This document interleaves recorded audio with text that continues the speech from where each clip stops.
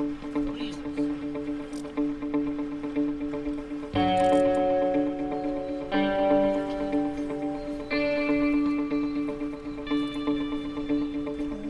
Dirty, rotten, freaking car.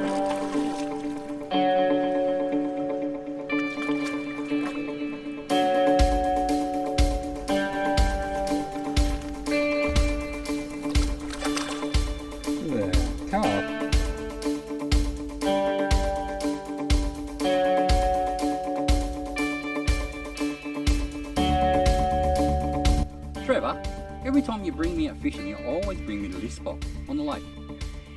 You're a local, isn't there like some good local fishing spots where, you know, secret spots where you can catch more cod? Nah, mate. Nah. Really?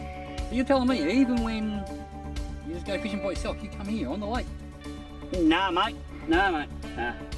Awesome here, mate, I tell you. Well, I was down the pub and they reckon that you got these little secret spots down the river and you catch like bloody big cod. Nah, mate. Nah. Good fishing spot, my butt.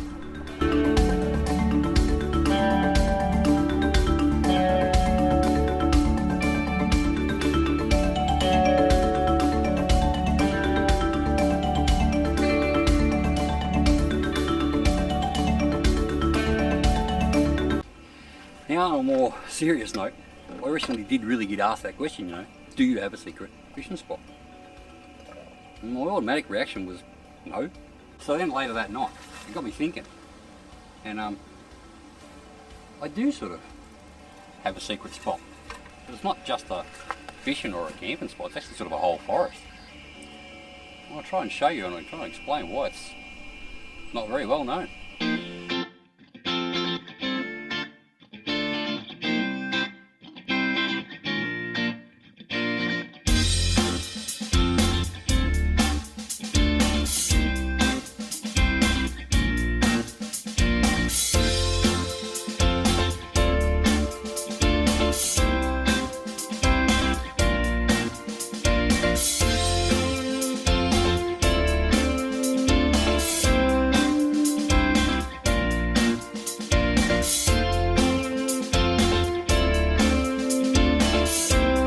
Okay, as you can see, it's actually a national park. It never used to be. It's coming on national park with the warby Rangers, and it was always a pretty good spot that was great. It treated me really well with hunting. I was always able to get some deer and whatnot. Now firearms are a no-no in here, but it's still good for camping and fishing, obviously. If you look around in there, you'll find a lot of the areas go in the water. I think that's also contributed to why it's such a unknown spot. I drove this place. I drove past a couple of times a week for like 10 years. Never knew it was here. Off the highway, it's just a little track between two farmers' fields, and I think that's still to this day. Unless you go looking for something like this, you just don't find it. Not many people know it's here.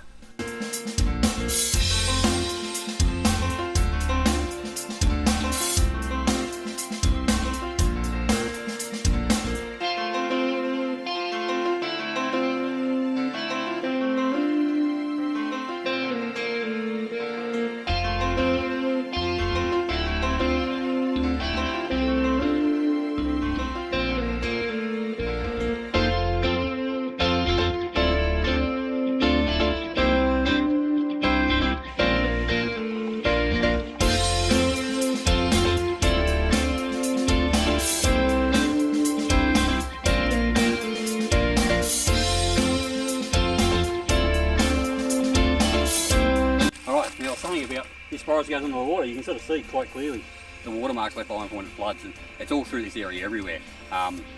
That's another thing about this forest. For a lot of the year it's not really usable because it's underwater. Get the good with the bad. Watermark, watermark, watermark, watermark, watermark, watermark.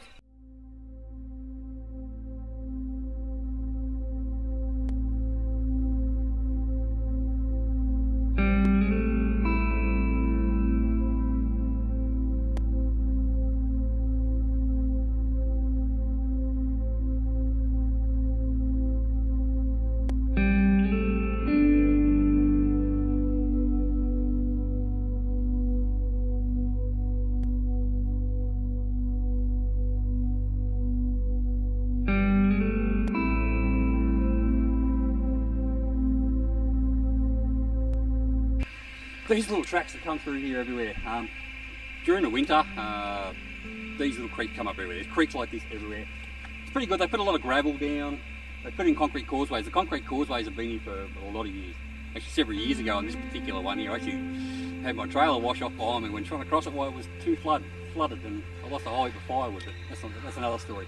You can see there, again, flood watermarks, they're everywhere. It's good fun, but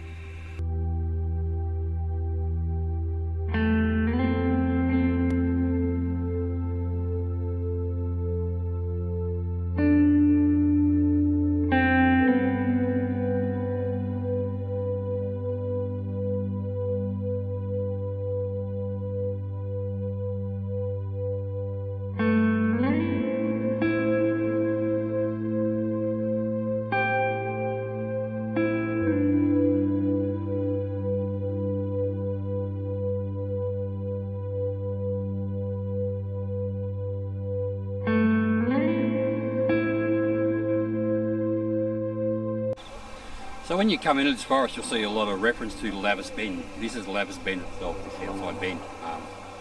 Come here, we're going to stay here tonight, do a bit of night fishing out here. Hopefully it turns out pretty good, but you can see the watermark on the trees here. Obviously, we had some really big floods about 18 months ago, and they were some very big, devastating floods. So these watermarks are higher than what it would normally be, but still, these areas can go underwater. But why it's out, which is 90% of the time. Great areas. The campsite's literally right behind me here. You can launch boats here. There's a little boat ramp and whatnot. If you're here when it's wet, you might want some mud ties. It can get a bit exciting, but it is very usable. When it's dry, it's fine. Just want a standard four-wheel drive will do it alright. There's enough room to turn around, but it's very typical of the area. A lot of high banks on the river around here. But when you come down, you find some of these lower areas, you can get down. I recommend, but don't camp on them, because you only need a small amount of rain upstream, and it might be over 100 kilometres away. You got to remember it's the snow melt and things like that that feed the Ovens River here. So you don't need a lot of rain, and it can be quite surprising the results downstream. So don't camp on these low ones. Always stay up on the banks a bit higher.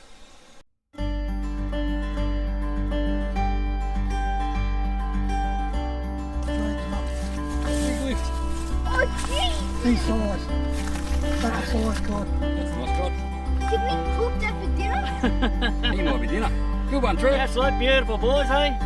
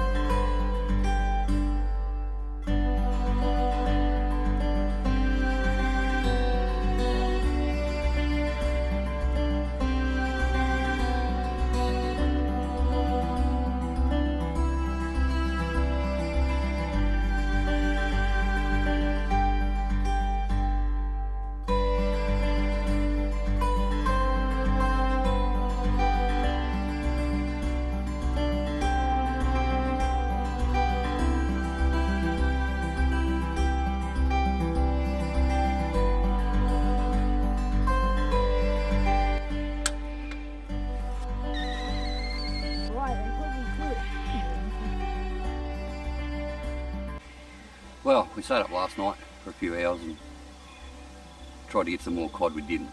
We've ended up for about half a dozen for the overnighter, so it wasn't too bad. A little bit of rain. And now I guess I'm just looking forward to getting home and having a nice hot shower, but a little bit more fishing this morning yet before we go and pack up. And I've got to say, sitting here as a fisherman, you don't really see places that are as it's pretty for the fishing. It's some of the most fishy looking water I've ever seen. So if you're a fisherman, definitely worth checking out. She's messy and dusty in here, Connor.